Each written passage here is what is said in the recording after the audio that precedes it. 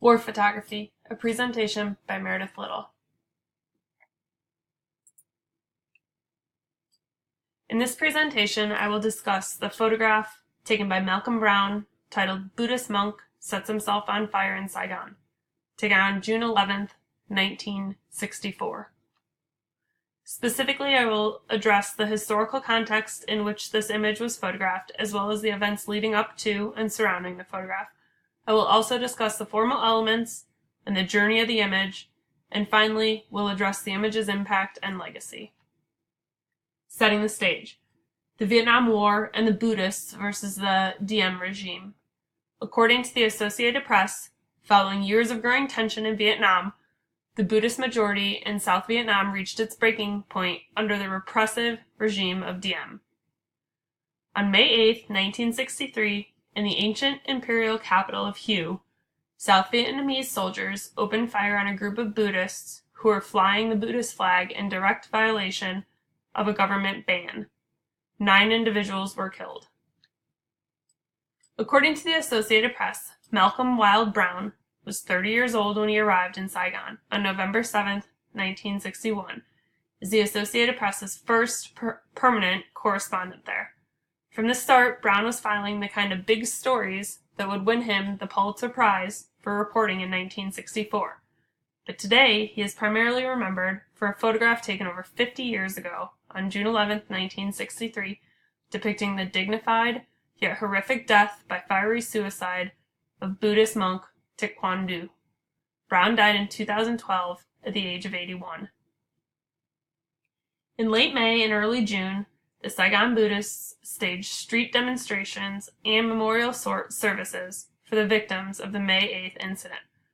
According to the website Rare Historical Photos, on June 10, 1963, U.S. correspondents were informed that, quote, something important, unquote, would happen the following morning on the road outside the Cambodian embassy in Saigon. Most of the reporters disregarded the message, since the Buddhist crisis had at that point been going on for more than a month. The next day, only a few journalists showed up. Malcolm Browne and Van Tran from the Associated Press were 2 of the journalists. The Associated Press's 50th anniversary edition online showed the following timeline of events leading up to the historic photograph. At 9 p.m. on June 10th, Browne receives a call. Mr. Browne, I strongly advise you to come. I expect something very important will happen, but I cannot tell you what. 7:50 a.m. on June 11th. Browne and Van Tran arrive at the pagoda. 8 a.m. The services began.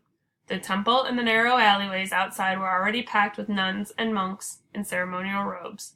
The congregation's chanting was building continuously in tempo and volume. 9 a.m. Chanting ends and the progression moves towards the pagoda. The monks and the nuns filed into the street, and they move in the general direction of the pagoda. At 9:17 a.m., I realized that moment exactly what was happening and began to take pictures a few seconds apart. Browne. The procession reaches the intersection. 3 monks emerge and remove a 5-gallon jerry can full of aviation fuel from under the hood. Aviation fuel burns more slowly than gasoline. The monks pour the gasoline over Thich Quang Du's head. He sat down, pulled his feet over his thighs, cross-legged in the traditional Buddhist position, and waited, his head slightly bowed, while the other 2 monks brought the gasoline over and poured all but about 1 liter of it over his head. 9:22. Thich Quang Du lights a match and ignites himself. I was standing about 20 feet to the right and a little in front. I clearly saw him strike a match in his lap, and with a slight movement, touch the robes at lap level. 9:35. He collapses dead. By 9:35, Quang Du had fallen over backwards, and after a few convulsive kicks, was clearly dead and charred, although he was still burning. 9:35. Monks pray over the charred body as Han Van Tran returns to the bureau to get the images to the world.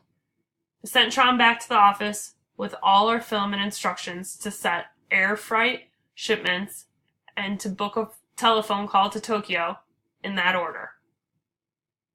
10 a.m. Monks wrap Kwan's body in their robes and begin the procession to the pagoda. Just as the new procession was getting underway, lots of other correspondents began arriving. All of us accompanied the procession to the pagoda, a walk of about 10 minutes. We were doing nothing more, no less, than our jobs as newsmen. 10:45, Brown heads back to the AP bureau to file his story. I was back in our office by 10:45. The film had already been shipped out. I got through to Tokyo by phone at about 11:15. The formal elements that I would like to address in this image include value, or tonal range, texture, emphasis, and focal point. Malcolm Brown captures a strong range of value, from the brightest whites of the gas can and the highlight in the flames, to the darkest blacks of the tire of the vehicle in the background.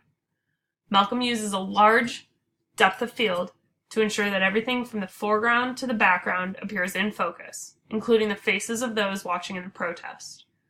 The rich range of value adds depth and contrast in the image. Texture is a dominant element in the photograph. The burning flames and smoke emanating from the monk's body create a unique texture and become a focal point of the image. Not to mention the framing Malcolm chose. The way he composed the image puts the monk in the direct center of the frame, becoming the focal point of the image, also making it an emphasis. The composition leads the viewer's eye directly to the main focus of the image, in this case, the burning body of the monk. The smoke and flames appear to be moving off the right side of the frame, which also takes the viewer's eye from the center to the edge of the photograph, in a sense, drifting off the page. The image's journey. The following timeline notes are taken from Malcolm Brown's letter to the Associated Press general manager, Wes Gallagher. Brown photographed the monk as he burns to death, and his colleague Han Van Tron rushes back to the AP bureau with the film.